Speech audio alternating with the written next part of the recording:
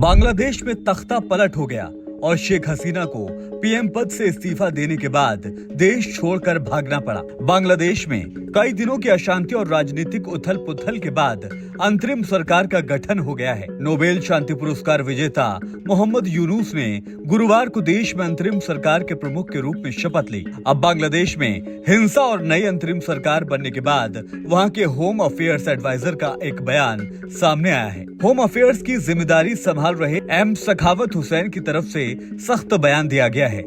अंतरिम सरकार में उनकी हैसियत गृह मंत्री के बराबर है। हुसैन बांग्लादेश के इलेक्शन कमिश्नर रह चुके हैं और ब्रिगेडियर जनरल के पद से रिटायर हुए हैं। उन्होंने कहा है कि भारत को बांग्लादेश के किसी भी मामले में दखल देने की जरूरत नहीं है। दैनिक भास्कर से जुड़े वैभव पलनीटकर ने हुसैन से बात की है। बांग्लादेश की पूर्व प्रधानमंत्री शेख हसीना फिलहाल भारत में हैं। हुसैन से इस बारे में सवाल पूछा गया था, जिसके जवाब में उन्होंने कहा कि भारत बड़ी ताकत बनने की कोशिश कर रहा है। उसे समझना चाहिए कि अगर वो बांग्लादेश के मामलों में ऐसे दखल देने की कोशिश करेगा तो ये भारत के लिए भी अच्छा नहीं होगा। भारत खुद ही अपने पूरब में परेशानियों से घिरा है। उन्होंने आगे कहा कि शेख हसीना ने मानवता के खिलाफ अपराध किए हैं और हुसैन नहीं चाहते हैं कि हसीना भारत में हो।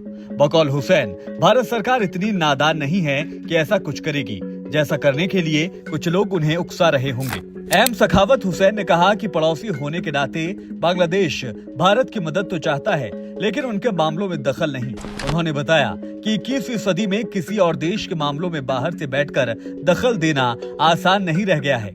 उन्होंने शेख हसीना को इस वक्त साउथ एशिया के साथ साथ पूरी दुनिया का सबसे अनपॉपुलर लीडर बताया। उन्होंने कहा कि बांग्लादेश में जो कुछ भी हुआ, भारत को उसका सम्मान करना चाहिए। हुसैन ने दावा किया है कि बांग्लादेश में हुए बदलाव के पीछे किसी और देश या इंटेलिजेंस का हाथ नहीं है। जो हुआ देश में ही हुआ है। उन्होंने कहा कि सड़क पर बच्चे अपने पैसे से पेंटिंग कर रहे हैं, सड़कों की सफाई और ट्रैफिक मैनेज कर रहे हैं।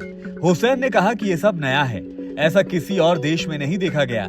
ऐसे में ये आरोप लगाना कि ये सब किसी और के कहने पर किया गया है, ये ठीक बात नहीं है। बांग्लादेश के होम अफेयर्स एडवाइजर ने भारत पर सख्त टिप्पणी करते हुए कहा कि भारत अपनी संवैधानिक छवि को नुकसान पहुंचा रहा है। उन्होंने कहा कि ऐसा करके भारत अपने पड़ोसियों से रिश्ते खराब कर रहा है। पहले ही भारत के अपने पड़ोसियों से रिश्ते अच्छे नहीं हैं। ऐसे में भारत का ये सब करना उसे नुकसान ही पहुंचाएगा। देश की अंतरिम सरकार के सामने फिलहाल हिंसा खत्म कराने और चुनाव कराने की चुनौती है, लेकिन हुसैन के पास इसका कोई प्लान नहीं है। उन्होंने कहा कि अभी इसमें समय लगेगा, वो इस बारे में बात करेंगे। उन्होंने बताया कि बिना बेसिक बदलाव के इलेक्शन कराना कोई मतलब नहीं है। उन्होंने आगे बताया कि शेख हसीना अगर बांग्लादेश वापस जाती हैं, तो उनसे जुड़े केसों की जांच कराएंगे। बांग्लादेश में हिंदू अल्पसंख्यकों के साथ हिंसा की खबरों पर उन्होंने कहा कि कुछ घटनाएं हुई थी, लेकिन कोई बड़ा मामला नहीं है। उन्होंने अल्पसंख्यकों से माफी भी मांगी और कहा कि यह हमारा फेलियर है। बांग्लादेश तो छोड़िए, भारत सरकार पर देश का विपक्ष भी हमलावर है। इस मानसून सेशन में बांग्लादेश का मुद्दा जोरदार तरीके से गूंजा। विपक्षी सांसदों ने बांग्लादेश के तख्ता पलट को लेकर मोदी सरकार को खूब नसीहतें दी। यूपी के नगीना से सांसद चंद्रशेखर ने बांग्लादेश का उदाहरण देते हुए सरकार को चेताया है कि देश की जनता वहां जैसा हाल कहीं यहाँ न कर दे, इसीलिए सरकार को संभल जाना चाहिए।